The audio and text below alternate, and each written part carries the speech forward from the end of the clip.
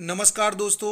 नई कविता के एक और प्रसिद्ध कवि और ये नई कविता और प्रयोगवाद की प्रसिद्ध कवि जरूर हैं, लेकिन इनकी एक विशेषता और रही है। इन्होंने अपनी कविता को बहुत सादगी के साथ कहा है। किसी तरह के आक्रोश या क्षोभ का प्रभाव इनकी कविता में नहीं दिखाई देता है। जी हाँ साथियों, हम बात करने वाले हैं नरेश मेहता जी के जीवन के बारे में, उनकी काव्य कृतियों के बारे में और किस विचारधारा के कवि थे।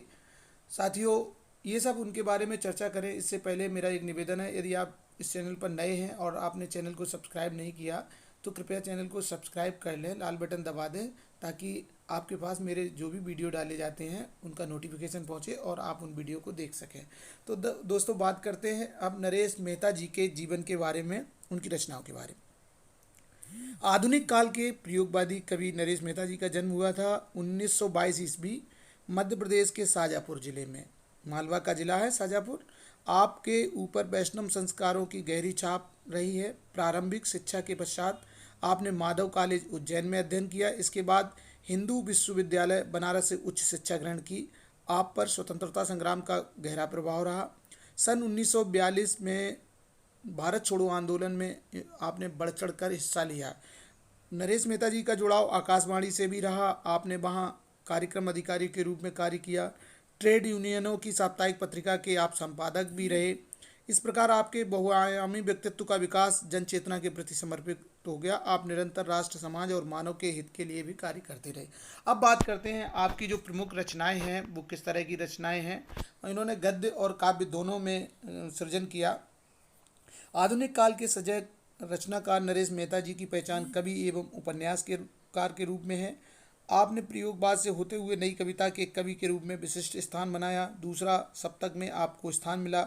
आपकी रचनाएं जो हैं वो इस तरह की हैं जिन्हें बड़ी प्रसिद्धि मिली। बन पाखी सुनो, मेरा समर्पित एकांत उत्सव, बोलने दो चीड़ को, तुम मेरा मौन हो, ये इनके प्रमुख काव्य संग्रह हैं, कविताओं के संग्रह हैं। इसके बाद प्रबंधात्मक कविताएं भी हैं इनकी, जैसे संशय की एक रात, महाप्रस्थान और सबरी। उपन्यासों में यह पथबंधु था, धूमकेतु एक श्रुति, नदी यशस्वी है, डूबते मस्तूल, दो एकांत, इनके ये प्रसिद्ध उपन्यास हैं। इस तरह इनकी जो प्रसिद्धि है वो कवि रूप में ज़्यादा है। काव्य कृतियाँ बन पाखी सुनो, मेरा समर्पित एकांत उत्सव, बोलने दो चिड़ को और तुम मेरा कौन हो, इन रचनाओं के कारण इन्हें बहुत प्रसिद्धि मिली। और संशय की एक रात तो बड़ी रचना है ही प्रबंधात्मक। अब बात करते हैं इनकी कविताओं में जो भाव पक्ष है, उनका विचार है। तो स्पष्ट कर दूं, मैं पहले भी बताया कि विभिन्न वादों, वर्गों एवं मत मतांतरों से अलग रहकर अपनी अनुभूति को सहज रूप में व्यक्त करने वाले नरेश मेहता जी के काव्य का उद्गम सौंदर्य, प्रेम, करुणा और आनंद से है। क्षोभ, आक्रोश आदि से वे मुक्त रहे, जैसे कि चाहे वो प्रयोगवादी कवि हों पूरी तरह से, तब भी वो क्षोभ और आक्रोश से मुक्त रहे। आपकी दृष्टि रचनात्मक रही है। मेहता जी की तात्विक दृष्टि से आधुनिक होते हुए भी आधुनिकतावादी नहीं कहे जा सकते। मानव मूल्यों के प्रति उनका समर्पण हमेशा से ही प्रबल रहा, मतलब मानव मूल्यों के वो पक्षधर रहे। यहाँ पर एक बात स्पष्ट कर देना बहुत ज़रूरी है कि चाहे कोई भी विचारधारा का कवि होता है, जैसे ये दूसरे तार सप्तक के कवि थे, लेकिन प्रयोगवाद की जो बहुत सारी विशेषताएं हैं वो इन पर लागू नहीं होती।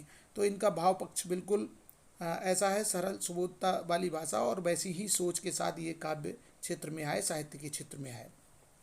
अब बात करेंगे कला पक्ष के बारे में। कला पक्ष में दो चीज़ें महत्वपूर्ण हैं ज़्यादा, भाषा और शैली। तो अत्यंत सहजता के साथ प्रभावी अभिव्यक्ति में निपुण नरेश मेहता जी ने सरल, सुबोध और साहित्यिक खड़ी बोली का प्रयोग अपने काव्य में किया है। और विषय के अनुरूप आपकी भाषा की जो भंगिमाएँ हैं वो बदलती चलती हैं, जहाँ पर यदि कोई परिवर्तन होना हुआ तो वह भी किया है। अलंकारों के प्रति आपका आग्रह भले ही ना रहा हो, इनका कि अलंकार हमारे काव्य में आए ही सौंदर्य बोध हो, और पर आपके काव्य में विभिन्न अलंकारों का स्वाभाविक प्रयोग हुआ है। मुहावरों और उक्तियों का आपके द्वारा सटीक प्रयोग किया गया है।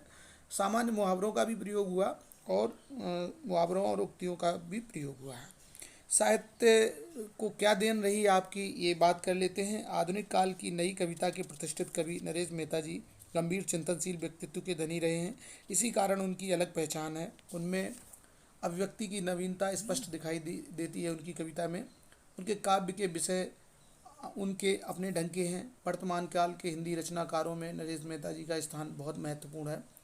दोस्तों, नरेश मेहता जी जो वास्तव में प्रयोगवाद के तार सप्तक के भी कवि रहे हैं और नई कविता के वो प्रतिष्ठित कवि हैं।